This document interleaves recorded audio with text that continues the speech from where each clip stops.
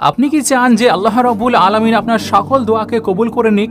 তাহলে আপনাকে করা উচিত একটি ছোট্ট আমল, আর যা আপনাদেরকে এখনই জানানো হবে। যদি আপনি এই আমলটি করেন তাহলে ইনশাআল্লাহ মাত্র ২১ বার পড়লেই প্রথমবারেই আপনার সকল দোয়া কবুল করা হবে। আপনি যে কোনো নামাজের পরে, যে কোনো ওয়াক্তের নামাজের পরে আপনি যখন সালাম ফেরাবেন, সালাম ফেরানোর পর আপনি ৩ বার দরুদে পাককে পড়ে নেবেন। ৩ বার দরুদ শরীফ পড়ার পরে আপনি সাজদায় মাথা রাখবেন।